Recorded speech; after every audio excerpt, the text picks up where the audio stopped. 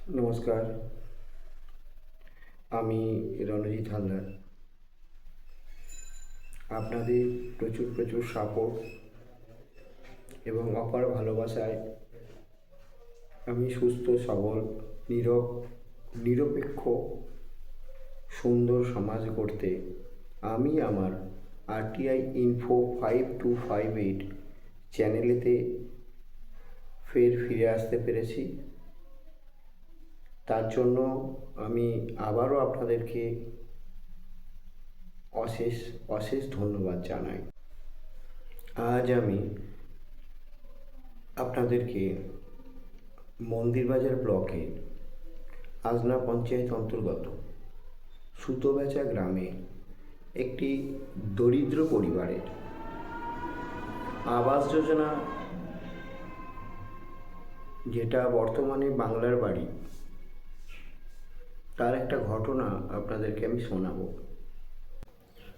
আমার এই YouTube channel দেখে বা কোনো ব্যক্তির মাধ্যমে জানতে আমার পরিচয়টা পায়। পরিচয় পেয়ে ওনারা আমারই বাড়িতে আসেন, ফোনে কন্ট্যাক্ট করেন এবং আমাদের বাড়িতে আসেন স্বামী স্ত্রী। তো ওনার নাম ভোলানাথ নস্কর। উনি একটা প্রাইভেট টিউশনি করান, যার মাধ্যমে কিছু 4-5 হাজার 6 হাজার ইনকাম হয়। ওনার স্ত্রী যে নাম পুরবী নস্কর, উনি বাড়ির কাজ করেন।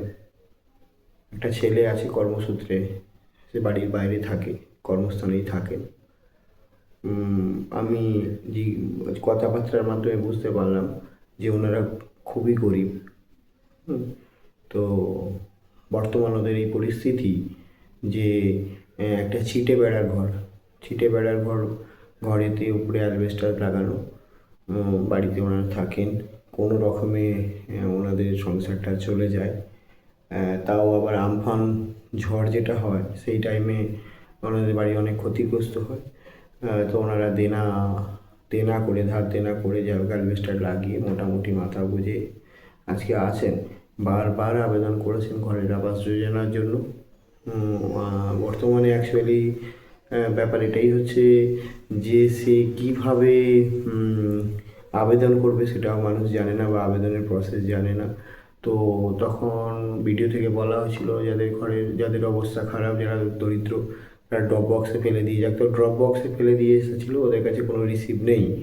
বর্তমানে ওরা একটা মুখ্যমন্ত্রী মমতা ব্যানার্জি যে দিদিকে বলো যে নাম্বারে ফোন করে একটা ঘর পায়, ঘরের একটা আসে, যেটা মেসেজের মাধ্যমে আসে। যেটা আপনার এই তার মেসেজের যে ইনবক্সে যে মেসেজ এসেছিলো তার এটা তথ্যটা, তো তথ্য দিকে দেখলাম এবং ওনারা বললো যে আজকে তো সবারই বাড়ি পয়সা ঢুকে গেছে। বর্তমানে অর্ধেক যে পেমেন্টটা ছিল সেটাও অনেকের অ্যাকাউন্টে ঢুকে গেছে, কিন্তু আমরা বারবার ভিডিওতে যাই, পঞ্চায়েতে যাই, জিজ্ঞেস করি, তো ওরা কোনো কর্ণপাত কিছুই করেন না। বা কী হয়েছে, আমার বাড়িটা আদৌ আমার স্যাংশন হয়েছে কি হয়নি তাও জানার জন্য বারবার চেষ্টা করে। তো সেখানে কোনোভাবে কেউই ঠিকঠাকভাবে উত্তর দেয়নি। তো অবশেষে আমি ওনারা আসতেই ওনাদের সঙ্গে আলোচনা করে আমি এটা বললাম যে ঠিক তথ্য জানতে গেলে আমাদেরকে আরটিআই করতে হবে। তো গত আপনার 5/6/2025 তারিখেতে আমরা একটা আরটিআই করি, যেখানে 5/4/2025 আমরা একটা আরটিআই করি, যেখানে আমরা জানতে চাই যে Awas Yojana after enquiry list with cause, কারণ সহ এনকোয়ারির পরে কী কারণে ঘর বাদ দেওয়া হয়েছে পুরো অঞ্চলেরই, যে আসনা অঞ্চলের ঘরগুলো, তাদের যে আফটার এনকোয়ারি, মানে আপনার আবাস যোজনার এনকোয়ারির পরে যে লিস্টটা যেটা বার হয়েছে সেই লিস্টটা উইথ কজ, মানে কারণ জেনে সেই লিস্টটাকে আমরা চেয়েছি। এবং পূরবী নস্করের গিভেন স্ট্যাটাস মোবাইল নাম্বারে যেটা আছে 3006764 সেটা জানতে চেয়ে করেছি, আরটিআই করেছিলাম এসডিও সাহেবের কাছে। তো ওইখান থেকে একটা লেটার পূরবী নস্করের কাছে এসেছে, যেখানে বলা হয়েছে যে এই সমস্ত তথ্যটা এটা মন্দিরবাজার বিডিওকে দেওয়া হয়েছে এখানে দেওয়া হয়েছে কাকে, to the state public information office of the block development officer, Mandirbazar block development block.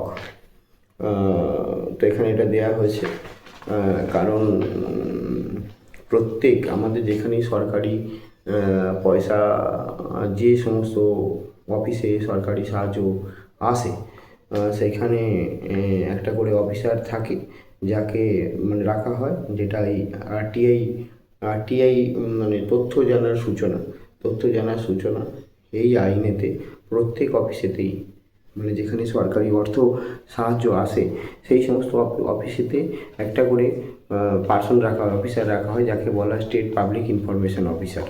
আমাদের মন্দিরবাজার ব্লকে স্টেট পাবলিক ইনফরমেশন অফিসার যিনি হচ্ছেন জয়েন্ট বিডিও সাহেব। তো লেটার এসেছে এবং ওটা আপনার কপি টু ফরওয়ার্ড